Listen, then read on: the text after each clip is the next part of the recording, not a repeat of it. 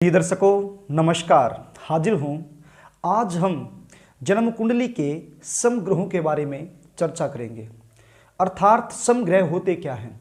जन्म कुंडली में हम कैसे पहचानें कि कौन सा ग्रह सम है एवं समग्रह शुभ फल देते हैं या अशुभ फल देते हैं। समग्रहों का रत्न धारण करें या ना करें, इसके बारे में आज हम चर्चा करेंगे। प्रिय दर्शकों, योग कारक एवं मारक ग्रहों को पहचानना आसान है, लेकिन समग्रह को पहचानना उतना ही मुश्किल है। तो आइए हम आज जानते हैं कि जन्म कुंडली के समग्रह कौन से ग्रह होते हैं। यदि एक ही लाइन में आप जानना चाहें तो समग्रह जन्म कुंडली में वो ग्रह होते हैं जो न तो अधिक शुभ फल देते हैं और न अधिक अशुभ फल देते हैं। वो किसी न किसी के प्रभाव में आकर के, अपनी प्लेसमेंट के हिसाब से या किसी दूसरे ग्रह के प्रभाव में आकर के या मित्र राशि शत्रु राशि में बैठ करके अपना शुभ अशुभ फल जातक को प्रदान करते हैं। ऐसा नहीं है कि जो समग्रह होते हैं वो जातक के लिए शुभ फल प्रदायक नहीं होते हैं, बहुत अच्छा शुभ फल जातक को देते हैं। और ऐसा भी नहीं है कि वो शुभ फल ही अधिक देते हैं, अशुभ फल भी देते हैं।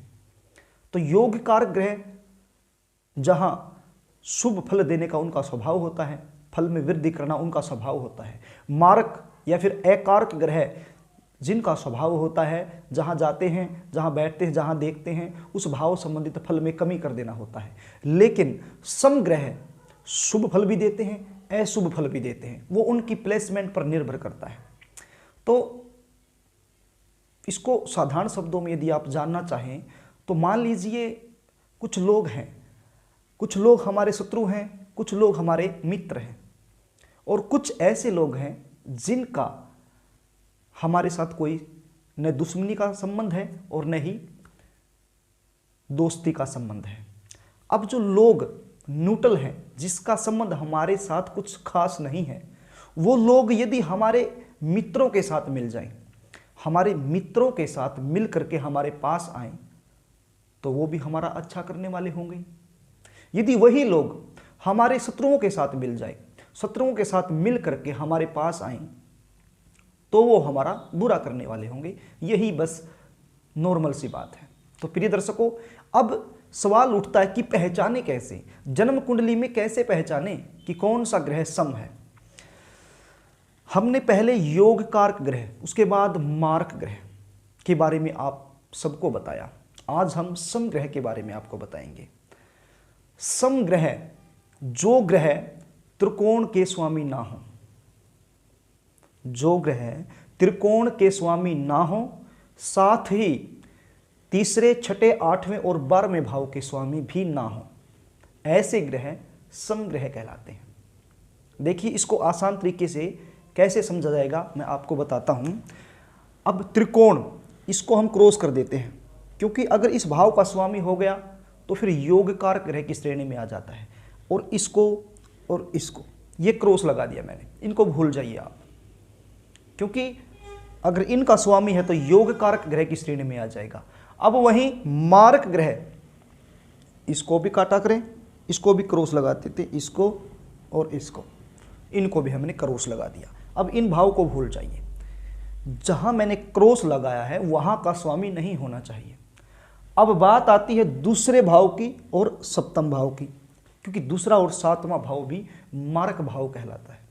यहां का स्वामी भी सामान्यतः मारक जैसा ही फल जातक को देता है। अब बच गए चौथा, 10वां और 11वां भाव। अब जो चौथा भाव है, इसमें जो राशि है उसका स्वामी यदि लगन के साथ अति मित्रता रखता है तो ये भी कहीं न कहीं योग कारक ग्रहों की श्रेणी में आ जाता है। यहां पर शास्त्रकारों का अलग अलग मत है। कुछ शास्त्रकारों ने चंद्रमा को समग्रह में शामिल किया है, कुछ ने योग कारक ग्रहों में शामिल किया है। लेकिन जहां तक मेरा अनुभव है, यदि मेष लगन की कुंडली है और चतुर्थ भाव में 4 नंबर अर्थात कर्क राशि है और इसके स्वामी बनते हैं चंद्रमा, यदि चंद्रमा बलवान होकर के अच्छी पोजीशन में बैठे हैं, मित्र के घर में बैठे हैं, या फिर चतुर्थ भाव में ही बैठे हैं, या फिर कहीं पर भी त्रिकोण में जाकर के बैठ जाते हैं, अच्छे भाव में इनकी प्लेसमेंट है, तो ये जातक के लिए अच्छा फल देते हैं। अब मैं चंद्रमा को भी योग कारक ग्रह की श्रेणी में लूंगा। अब मेरे पास बच गया 10वां और 11वां का भाव। अब इनके स्वामी बनते हैं शनिदेव। तो शनिदेव मेष लग्न की कुंडली में समग्रह की श्रेणी में आते हैं। आपके पास कोई भी जन्म कुंडली हो सकती है, किसी भी लग्न की जन्म कुंडली हो सकती है, उसमें देखना होगा यदि जो केंद्र हैं, जो चतुर्थ एवं दशम भाव हैं, इनके स्वामी लग्न के साथ अति मित्रता रखते हैं, तो फिर वो ग्रह कहीं ना कहीं योग कारक ग्रह की श्रेणी में आते हैं। ये शास्त्रकारों का मत है, और कुछ शास्त्रकारों का मत है कि वो सम में आते हैं।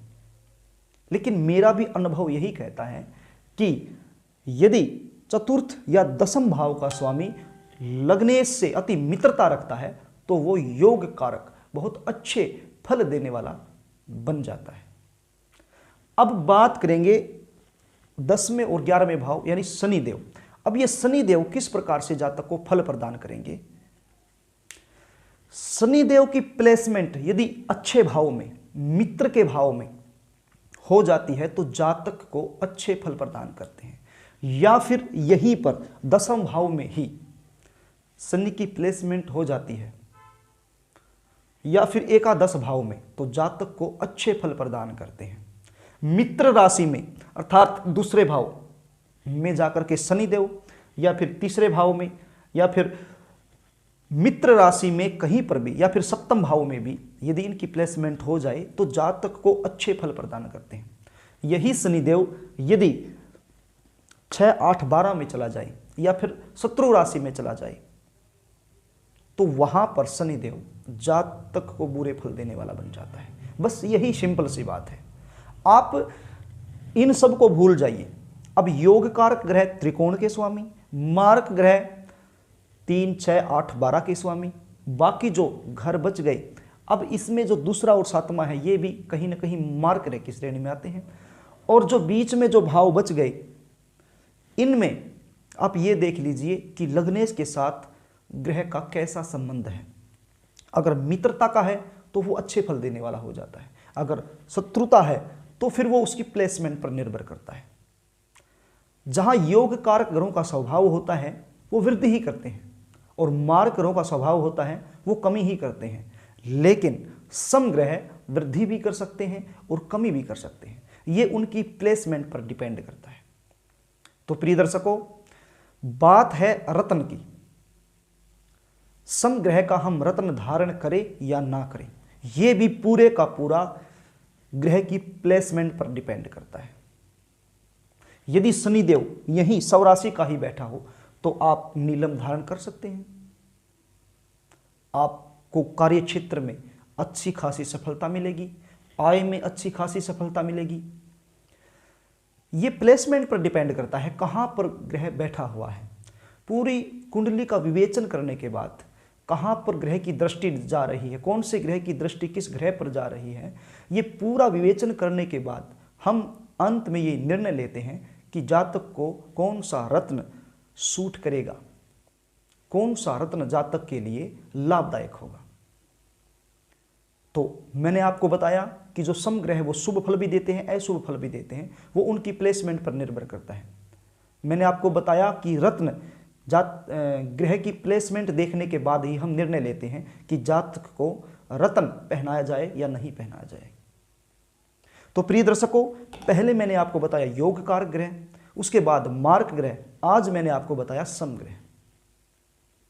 आशा करता हूं ये तीनों आपको अच्छी तरह से समझ में आ गए होंगे, क्योंकि बड़े आसान शब्दों में, साधारण शब्दों में, बड़े आसान तरीके से मैंने आपको बताने की कोशिश की है।